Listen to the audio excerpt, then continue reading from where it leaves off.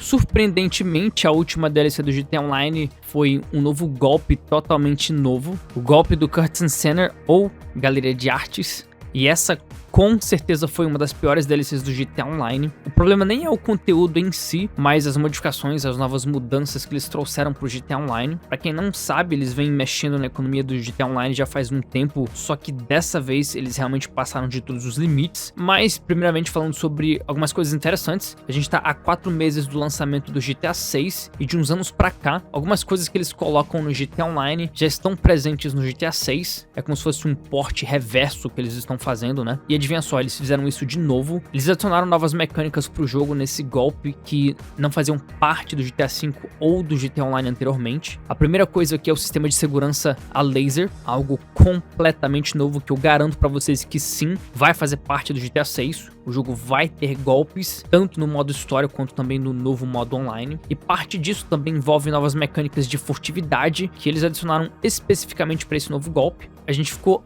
anos pedindo para eles adicionarem a movimentação de se agachar e também de se abaixar completamente no chão. E praticamente 13 anos depois, eles finalmente adicionaram isso pro GTA Online. Para quem não sabe, pelo menos durante os vazamentos de 2022, algumas dessas mecânicas podem estar presentes na versão final do GTA 6. Tudo depende se isso acabou sendo cortado ou não. Lembrando que antes da versão final do jogo chegar, eles sempre cortam várias coisas, eles meio que repaginam como o jogo vai funcionar. Então a possibilidade aqui é 50-50, mas é um bom sinal que a gente tá vendo isso no GTA Online, mas a gente vai ter que esperar e ver. Bem, enfim, agora pros pontos negativos. Para você iniciar esse golpe, você precisa da mansão e você também precisa do estúdio de artes, o que vai te custar mais ou menos 16 milhões de dólares em game, uma quantia insana de dinheiro para um jogo com uma economia totalmente desbalanceada. E como se isso não bastasse, você precisa desembolsar 100 mil para iniciar o golpe. Em outras palavras, você só vai poder usufruir desse golpe se você já chegou no fim do jogo. Além disso, eles adicionaram desafios exclusivos no progresso de carreira. E um desses desafios vai te recompensar o cara a cara blindado, um variante novo do cara a cara. Só que para você desbloquear esse veículo no progresso de carreira, você precisa ultrapassar 50 milhões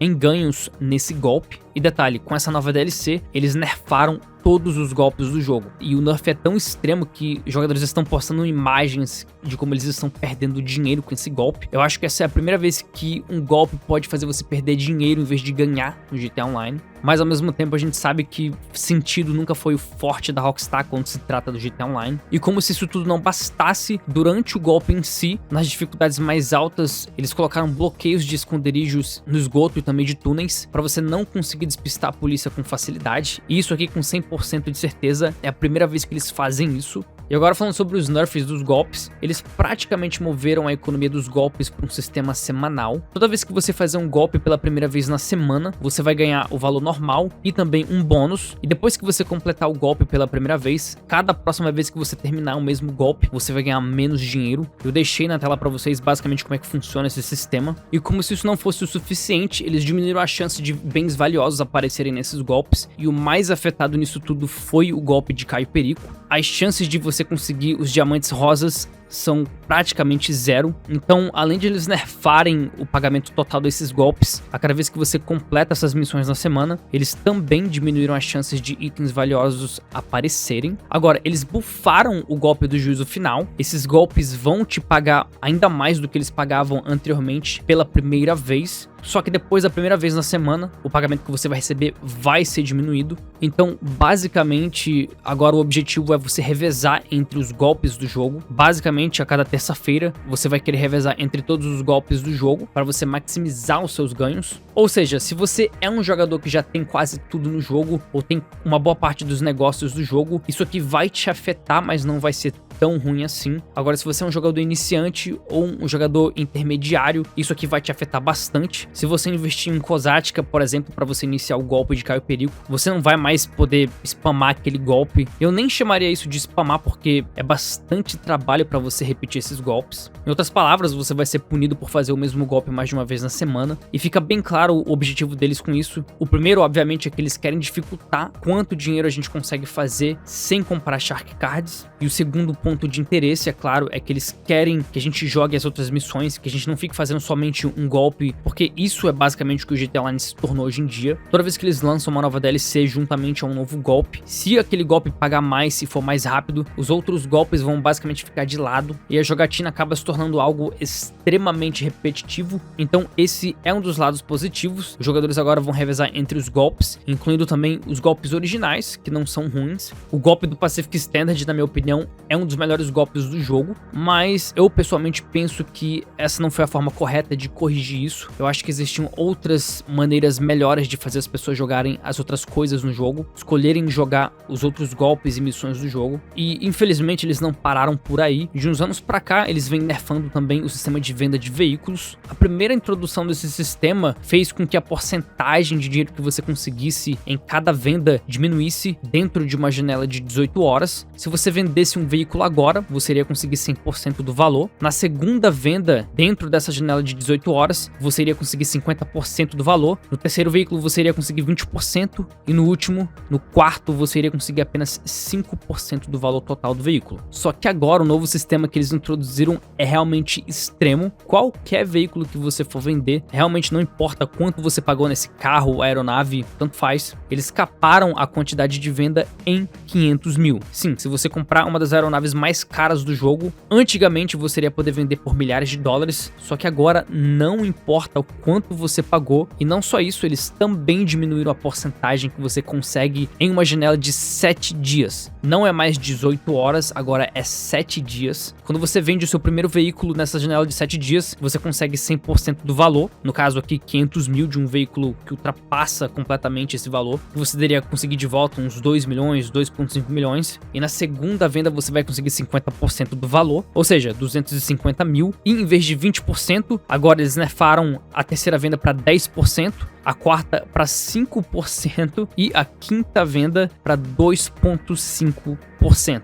Eu realmente não sei de onde vem tanta ganância. Um tempo atrás, hackers conseguiram acesso a diversos documentos da Rockstar, e esses documentos revelaram pra gente quanto eles conseguem farmar com o GTA Online, não só por dia, mas também por semana e por ano. O GTA Online gera, em média, 1,3 milhões de dólares por dia, 9,6 milhões por semana e também, em média, 500 milhões por ano. A gente tá falando de um jogo que foi lançado em 2013, que gera $500 milhão por ano. E não só isso, também vazou a quantidade de Shark Cards que foram vendidos, no caso, a quantidade de dinheiro gerada com Shark Cards, que é a microtransação principal do GTA Online. Entre 2014 e 2024, eles fizeram mais de $5 bilhões. Se a gente adicionar mais 2 anos, né, até 2026, até o momento atual, eu diria aí que eles fizeram basicamente 6 e 6,5 bilhões de dólares somente com o GTA Online. Ou seja, eles arrecadaram o orçamento do GTA 6 mais de 2 vezes, e mesmo assim, eles continuam piorando a economia do jogo, mesmo após adicionar itens e propriedades de fim de jogo, que no caso aqui são as mansões, que são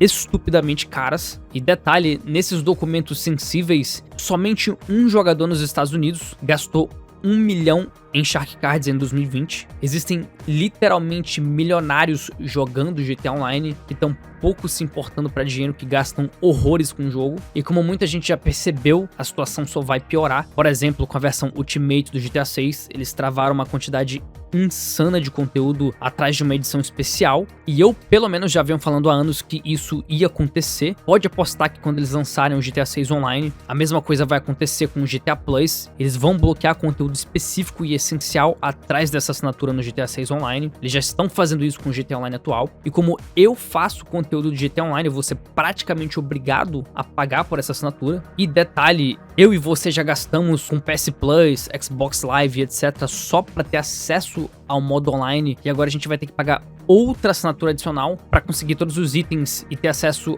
a todo o conteúdo do jogo. Todo mundo aqui sabe que a Rockstar já foi bem melhor que isso, mas infelizmente a tendência é só piorar. Mas enfim, agora falando sobre algumas coisas positivas dessa DLC, que não são tão positivas assim por conta do atraso, né? E eu já vou explicar. A customização de trava de mira da Imani foi adicionada na DLC Contrato, que impede que veículos armados com mísseis guiados travem a mira no seu veículo, e anos depois eles finalmente adicionaram essa customização para veículos aéreos regulares. Agora você pode colocar essa customização no Frogger, que é um veículo que tá no jogo desde o início, e também no Titan, que também é a mesma coisa, outro veículo de 2013, e juntamente a esses dois veículos que eu tive que mencionar, eles também deram acesso a essa customização para vários outros veículos terrestres. Realmente não dá nem para mencionar a quantidade. É só você ir lá no encontro de carros, acessar aquele laptop que tem lá que você vai conseguir ver a lista de veículos. Pelo menos eu queria que eles tivessem feito isso antes. Existem algumas mecânicas não tão conhecidas com os helicópteros, por exemplo. Quando você é um passageiro, você pode usar RPGs e também snipers.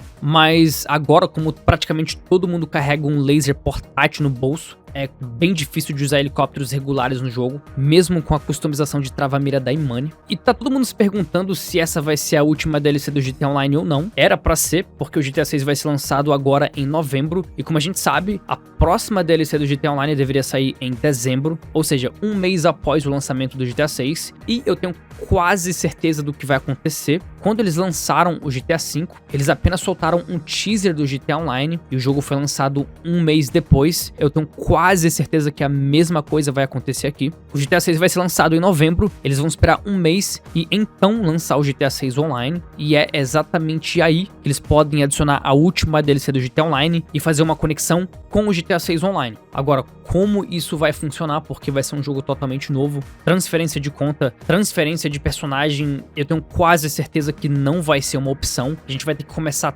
totalmente do zero. Agora, transferência de conta é uma coisa e transferência de personagem juntamente com seus bens é outra coisa totalmente diferente. Transferência de conta pode ser possível, talvez até transferência de personagem, mas sem os seus bens do GTA Online de 2013. Vai ser um mapa totalmente novo, com uma economia nova, um motor gráfico novo, então transferência de personagem com seus bens fica totalmente fora da questão, mas fica a questão do desfecho do GTA Online. Se eles realmente lançarem essa DLC final, eu pelo menos não acho que eles vão lançar o GTA 6 Online e simplesmente ignorar todos os acontecimentos do GTA Online de 2013. Não faz sentido nenhum, até porque o jogo é uma continuação direta do GTA V e eles vêm adicionando conteúdo do GTA 6 no GTA Online atual. Então eu tenho quase certeza que sim, eles vão adicionar uma DLC final com um desfecho que se conecta, ou pelo menos ter uma conexão parcial com o GTA 6 Online. Talvez na missão final dessa DLC, os nossos personagens sejam obrigados a deixar Los Santos, juntamente aos seus bens, e viajar para Vice City. Detalhe interessante, tá? A gente viu isso com o psiquiatra do Michael. Isso foi